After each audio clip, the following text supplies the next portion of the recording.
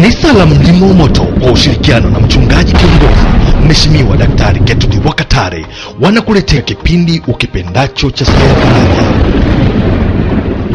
Muujiza ni bayani ya mambo natarajia yatakuja kwa jina la Yesu. Ukitoka hapo utapata kwa jina la Yesu. Pokea pesa zako kwa jina la Yesu. Pokea kuinuliwa kiuchumi kwa jina la Yesu. Mungu akukumbuke kwa jina la Yesu.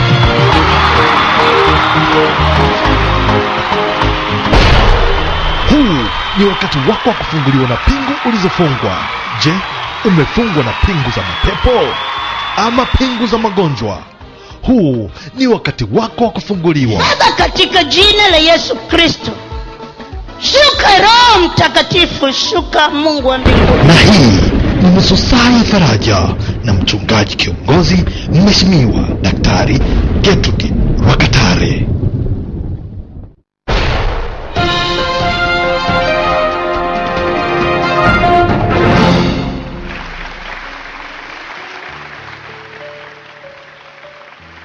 Karibu katika kipindi ukipendacho cha Saa ya Faraja, kipindi ambacho ukuweka karibu wewe pamoja na Mungu wako.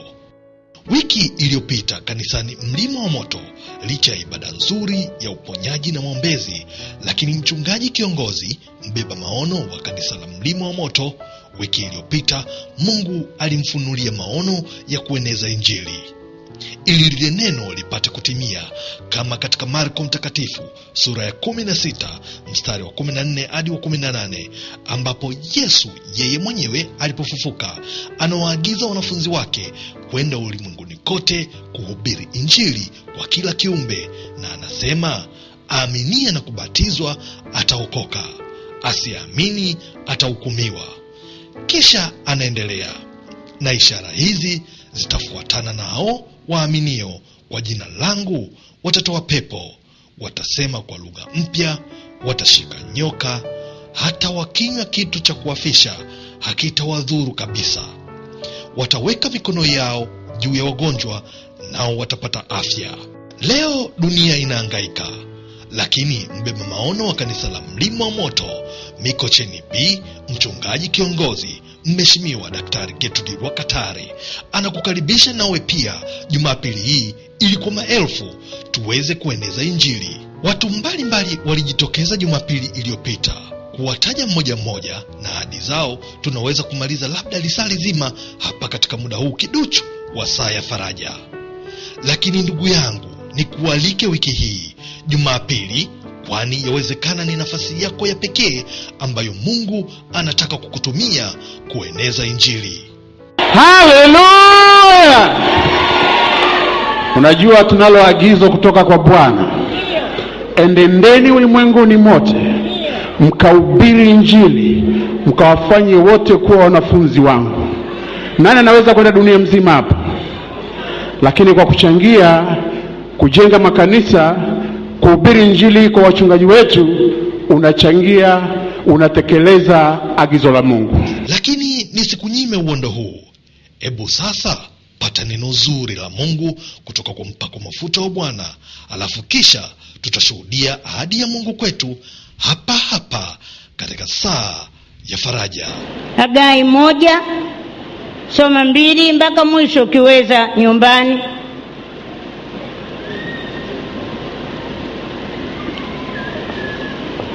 Malaki 2:10 mpaka 12.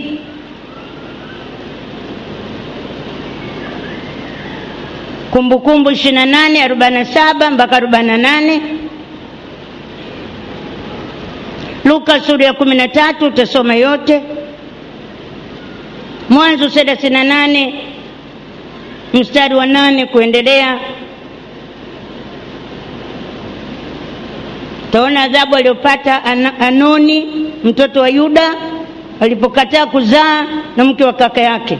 Na Wakorintho wa kwanza sura ya 3 mpaka ya 15. Amen. Naomba basi tuanze na Luka 7 mstari wa 1 mpaka ule wa 5. Neno la Mungu linasema, alipokwisha kuyamaliza maneno yake yote masikioni mwa watu, aliingia Kapernaumu, na mtumwa wake akida mmoja alikuwa hawezi karibu na kufa, naye ni mtu aliyempenda sana. Aliposikia habari za Yesu, alituma wazee wa Wayahudi kwake kumuomba aje amponye mtumwa wake. Nao walipofika kwa Yesu, walimsihi sana wakisema, amestahili huyo umtendee neno hili, maana analipenda taifa letu, naye alitujengea sinagogi. Nzuri. Bwana pewe sifa. Unapojenga kanisa kunakuwa na thawabu ya ziada. Watu watainuka kusema, Yesu anastahili huyu aponywe, Yesu anastahili huyu afufuliwe, Yesu anastahili huyu mpe mema, kwa maana alitujengea kanisa. Bwana asifiwe sana. Tutakumbuka pia habari za Dorcas, jinsi alivyofufuka katika wafu kwa sababu ya kazi nzuri ya Mungu aliyokuwa anafanya hekaluni mwa Bwana. Bwana asifiwe sana. Haya, tusome sasa mwingine. Nasoma Malaki 3 mstari wa 13. Maneno yenu yamekuwa magumu juu yangu, asema Bwana. Lakini ninyi mwasema, tumesema maneno juu yako kwa namna gani? Mumesema kumtumikia Mungu hakuna faida. Eti jamani, hebu nyamaza kidogo mchungaji. Mmesema kumtumikia Mungu hakuna faida. Mbaya. Hebu endelea. Tumepata faida gani kwa kuyashika maagizo yake na kwa kwenda kwa huzuni mbele za Bwana wa majeshi? Na sasa twasema ya kwamba wenye kiburi ndio walio heri, naam watendao uovu ndio wajengwao, naam wamjaribio Mungu ndio waponywao. Amen. Bwana pewe sifa. Nyinyi mmesema kuna faida gani? Ni kupoteza muda. Kwa nini hela zetu tutupe? Makanisa yenyewe yako wapi? Watu waliokoka wako wapi? Lakini neno linakuambia kuna thawabu kubwa katika kumtumikia Bwana. Unapanda, siku moja utavuna. Bwana atakukumbuka katika shida, katika dhiki. Bwana atakuinua, Bwana atabariki vyanzo vya mapato. Bwana atatenda miujiza katika kazi yako. Umesikia ushuhuda wa mzee wetu Matemba, Mungu alivyoweza kumtetea katika mambo mbalimbali. Yaani Mungu hujibu, Mungu husimama kama Mungu katika shida zetu. Bwana asifiwe sana. Kutoka 23 mstari ule wa 25 mpaka ule wa 26, neno la Mungu linasema, nanyi mtamtumikia Bwana Mungu wenu, naye atakibariki chakula chako na maji yako, nami nitakuondolea magonjwa kati yako. Apata kuwa na mwenye kuharibu mimba wala aliyetasa katika nchi yako, na hesabu ya siku zako nitazitimiza. Nzuri. Bwana Yesu pewe sifa. Kuna thawabu katika kumtumikia Bwana. Utakapomtumikia atabariki maji unayokunywa, atabariki chakula, atakuponya na magonjwa. Nasema hata kama ukishika mimba haitaharibika, na hata hakuna tasa katikati yetu. Mungu lazima atasababisha mtoto azaliwe. Bwana sifiwe sana. Kama ni zawadi kutoka kwa Mungu, kwa nini akunyime wewe? Mungu lazima ataleta. Na anakuambia na hesabu za siku zako nitazitimiza. Mtu akinitumikia na anifuate, nami nilipo ndipo na mtumishi wangu atakuwepo. Tena mtu akinitumikia, Baba atamheshimu. Amen. Asante. Mwingine asome mchungaji. 3 Malaki. Leteni zaka kamili ghalani, ili kiwemo chakula katika nyumba yangu. Mkanijaribu kwa njia hiyo, asema Bwana wa majeshi, mjue kama sitawafungulia madirisha ya mbinguni na kuwamwagieni baraka, hata isiwepo nafasi ya kutosha au la.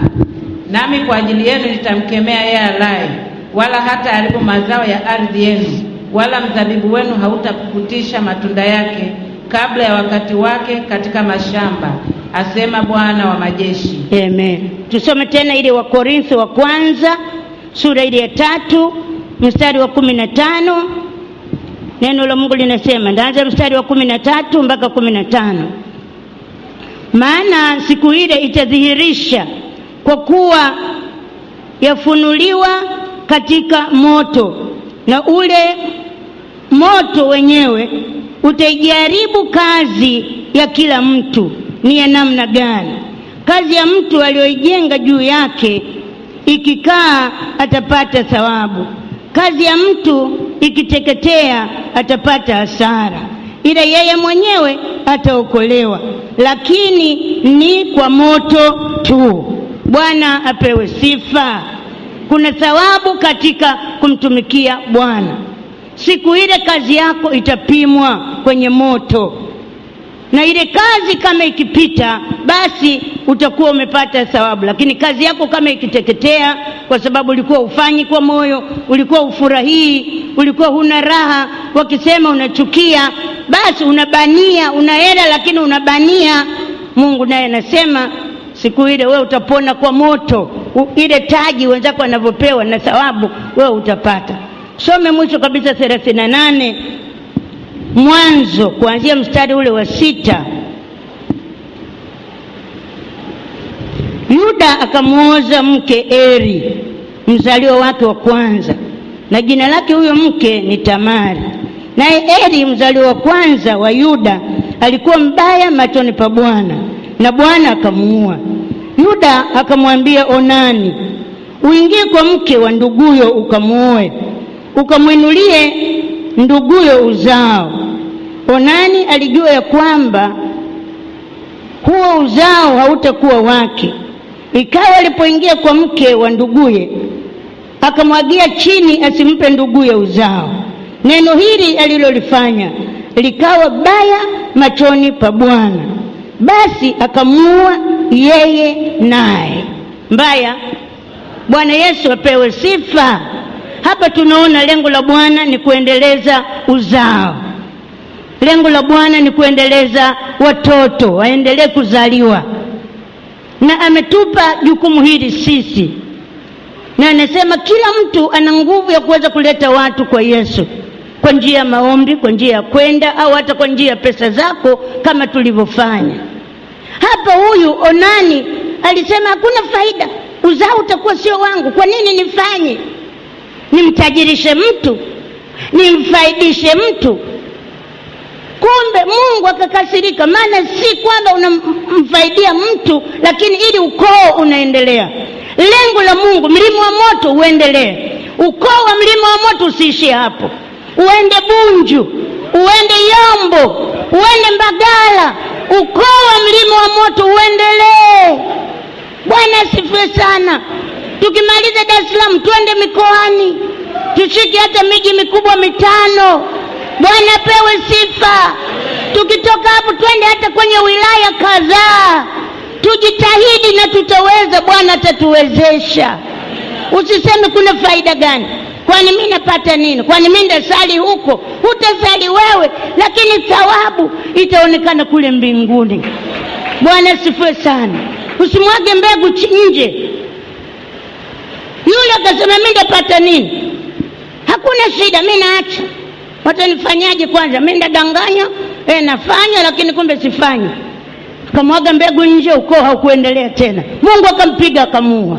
Mungu anachukia tusipofanya kazi. Una mikono miwili, una miguu miwili, umejaa Roho Mtakatifu, una uwezo, kwa nini usimtumikie Bwana? Fanya kazi hiyo kwa maombi. Fanya kazi hiyo kwa kutoa pesa zako. Hata kama ukuja mbele kuahidi, lakini ni familia yetu. Mungu anatarajia wewe uendeleze mbegu, uendeleze familia. Bwana asifiwe sana. Lakini usipotoa ni kama unasema mimi napata faida gani? Hakuna haja. Mimi sizani. Shauri yao. Kwani mimi mchungaji? Atakijua Kiando, atakijua Bwana Kimario.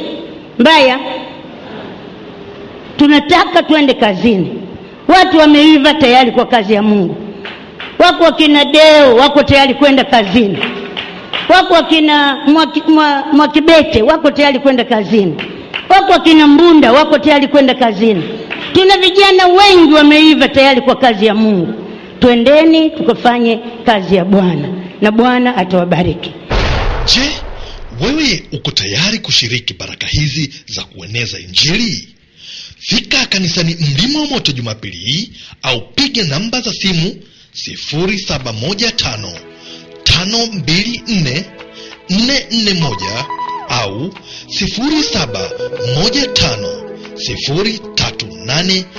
0715038410 au 0655994478 au 0715892794 ukitoa ahadi ama kuchangia na kupata maelezo sahihi juu ya mkakati wa kanisa la Mlima wa Moto kueneza Injili kwa kila kiumbe duniani kote. Usikiapo tangazo hili, mtaarifu na mwingine.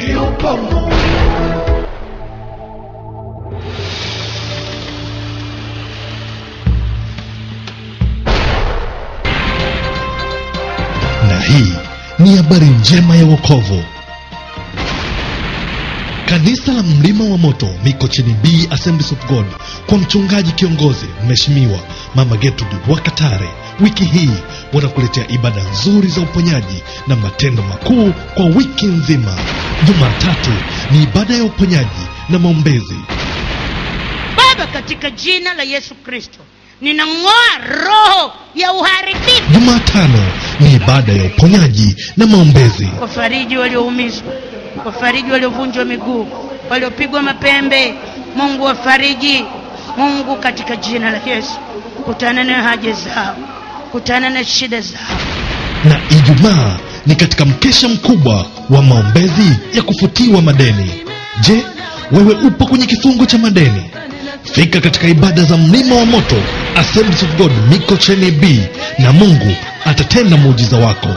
Wengi wameuona mkono wa Mungu na sasa wanaimba Ebeneza. Nimefika, nimeona wema wako, na sasa ninasema wewe ni Ebeneza. Hudhuria bila kukosa na Mungu atatenda jambo jipya.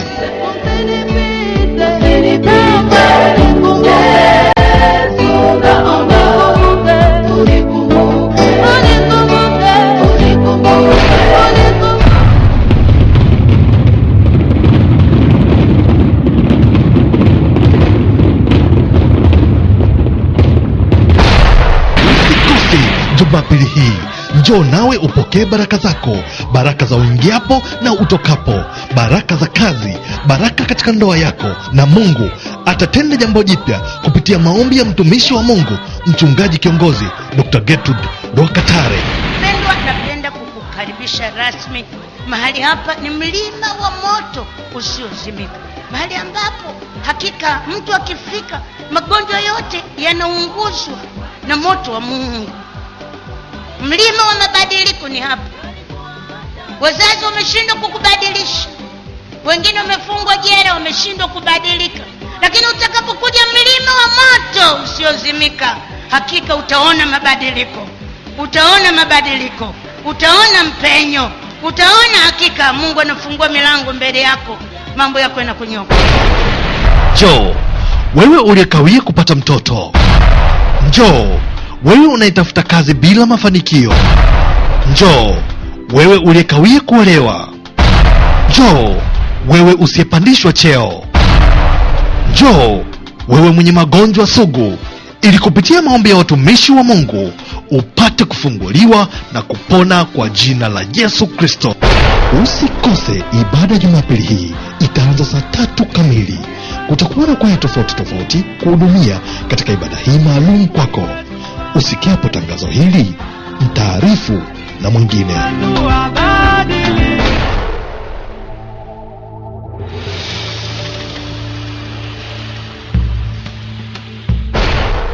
Weka mikono yako miwili kifuani, nikuombee.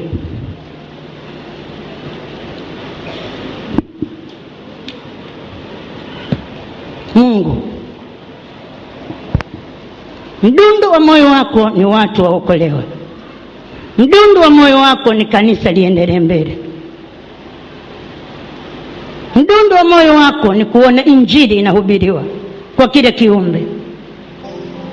Naliweka kanisa mbele yako katika jina la Yesu. Umeona utayari walionao, wako tayari kuhubiri Injili, wako tayari kutangaza neno lako. Mungu, kutana na mmoja kwa jina la Yesu. Ahadi wameziahidi kwa imani kwa jina la Yesu. sababisha muujiza wa pesa, sababisha muujiza ili injili iweze kuendelea mbele. Mungu wasaidie watu wako, Mungu saidie kanisa lako, kazi ya Mungu iendelee, kazi ya Mungu ipanuke na jina lako litukuzwe. Nashukuru kwa mmoja mmoja aliyetamka, nashukuru kwa mmoja mmoja aliyetamka pesa, aliyetamka kiwanja, aliyetamka kujenga kanisa. Wote wabariki, wote wainue, wape nguvu. Tukifika mwezi wa 7 wote tushangilie, tukifika mwezi wa 6 tuseme Mungu umetenda, tukifika mwezi wa 8 tutoe sadaka ya shukrani. Sema asante Mungu kwa kutuona, na mbariki mmoja mmoja katika jina la Yesu Kristo nimeomba, amen. Na ndipo ile ahadi ya Bwana wetu Yesu Kristo itatimia, kama katika Marko sura ya 16 mstari wa 17 hadi wa 18. Usidanganyike ndugu yangu na kusema wewe usalama, lakini shetani kumbe anaweza kuwa ndani yako. Watu wanateseka na jibu lao ni Yesu Kristo. Angalia picha ya dada huyu kabla ya maombezi. Hapa alikuwa akisifu na kuimba kwa furaha, lakini kipindi cha maombezi kilipofika, kumbe hakuwa salama hata kidogo.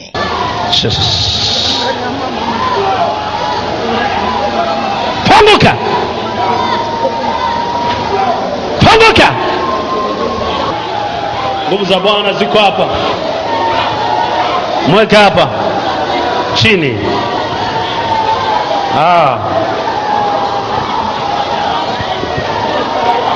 Kila ufalme ambao umekaa hapa, majeshi yote ya kuzimu lazima yaanze kuondoka mmoja baada ya nyingine. Ndio. Kamata. Wewe. Kamata wewe. Simama hapo. Simama hapo. Wewe unataka nini kwake? Unataka nini? Ulimpenda wapi? Ulifanyaje? Unasemaje? Umemweka wapi? Ulimweka wapi? Tumboni? Ulifanyaje? Impa mimba? Wewe ni nani? Huyu unampeleka wapi?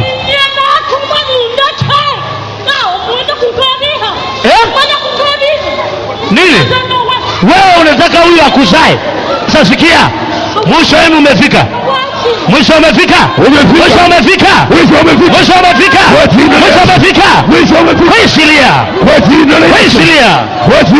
Jina la Yesu.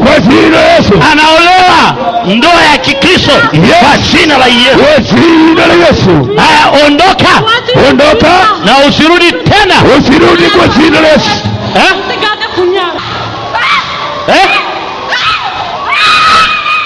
Aliyekutuma nani?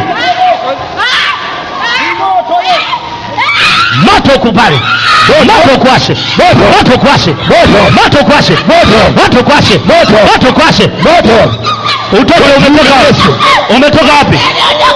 Umetoka wapi? Tutakumaliza. Umetoka wapi?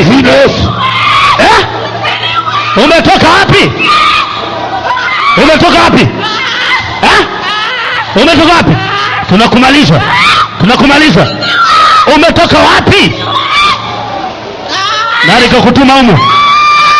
Aliyekutuma mrudie. Shika tu maji yako juu. Nyanyua maji yako juu. Jesus, be delivered right now. Amen. Mhudumu nenda naye John. Nenda uwe na mwe wazito. Uende na mtu mwingine ambaye ana nguvu. Usiende mwembamba tu. Nenda uhakikisha umerudi naye. Vile angalia na dada huyu, si mwanasumbwi wala mwanandondi au mieleka hata kidogo. Lakini watumishi wa Mungu wanapoomba, nguvu za Mungu zinaposhuka, basi hali huwa tofauti kabisa. Mapepo utafuta wasawa kujionyesha, lakini hakika kwa jina la Yesu Kristo kila goti linapigwa. Lazima aondoke.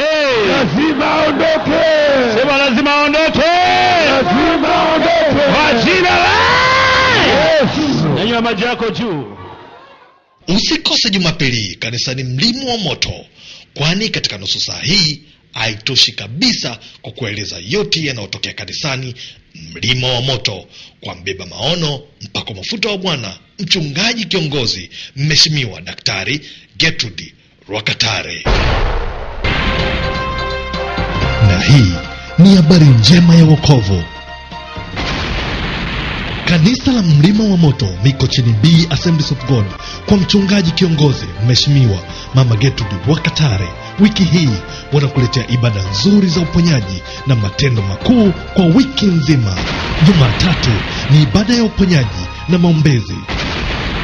Baba, katika jina la Yesu Kristo, ninang'oa roho ya uharibifu. Jumatano ni ibada ya uponyaji na maombezi. Kufariji walioumizwa, kufariji waliovunjwa miguu, waliopigwa mapembe. Mungu wafariji. Mungu, katika jina la Yesu, kutana na haja zao, kutana na shida zao. Na Ijumaa ni katika mkesha mkubwa wa maombezi ya kufutiwa madeni. Je, wewe upo kwenye kifungo cha madeni? Fika katika ibada za Mlima wa Moto Assemblies of God Mikocheni B, na Mungu atatenda muujiza wako. Wengi wameuona mkono wa Mungu na sasa wanaimba Ebeneza. Nimefika, nimeona wema wako, na sasa ninasema wewe ni Ebeneza. Hudhuria bila kukosa na Mungu atatenda jambo jipya.